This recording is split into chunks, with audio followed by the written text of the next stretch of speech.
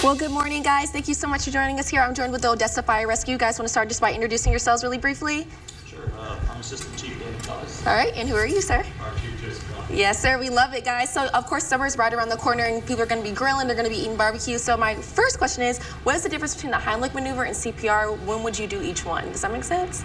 Is that a tough question? Is that a toughie? Okay. No, it's not. I mean, Heimlich is just that's a maneuver that's used when someone's choking. So the food's still lodged in, and then when you're doing CPR, is that person already passed out? I'm assuming. Okay. Yeah, CPR is that's performed whenever someone's in cardiac arrest. In cardiac arrest. Okay. So kind of walk me through that. So someone's collapsed. I'm assuming this is an adult. This is how many times you would do this, correct? Sure. Okay. So kind of demonstrate for me, or do you want me to do it? Yeah. Okay. Yeah. Let's do it. Yeah, I got it. All right. So what do we need to do? I need to dry lock my hands or no? Yeah, you want to just interlock your fingers. Okay.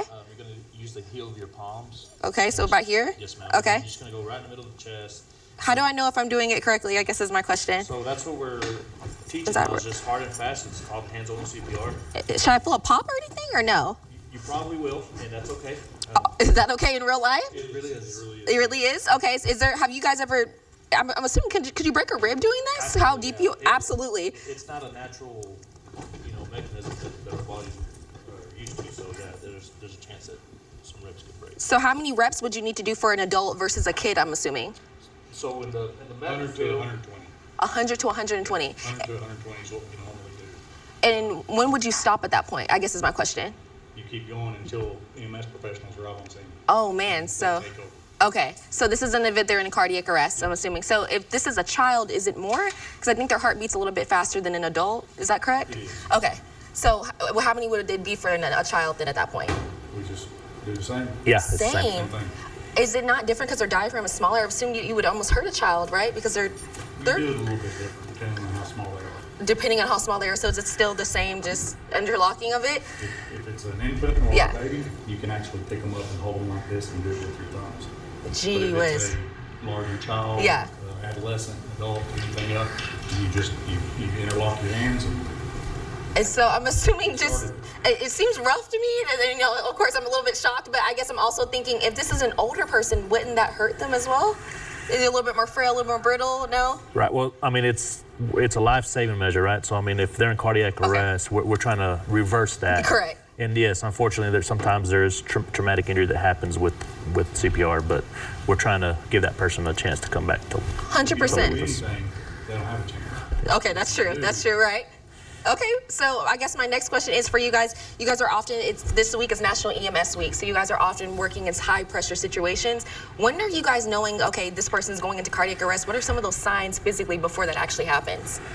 Yeah, so, usually people will become unresponsive. Okay.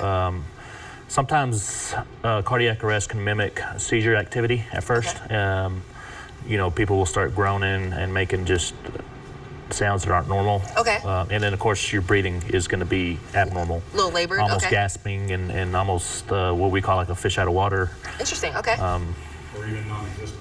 Or non-existent. Non-existent. Yeah. Is there a numbness to the left side? Is that correct, or am I thinking of another ailment? That's more towards like stroke symptoms. Okay, so is Yeah. that the same? No. No, Okay. stroke is affecting the brain. Okay, so we wouldn't do CPR in that situation at all. Okay. Okay, perfect. So I guess my last question, guys, for the demographic, is it mostly men who would go into cardiac arrest? Does it matter? Is there an age frame that is most prevalent with this? I don't know the stats offhand, Okay. but there is obviously some. There are trends out there. I know. I believe women are actually more at risk. Really? Okay. And then of course, your diet is a big factor.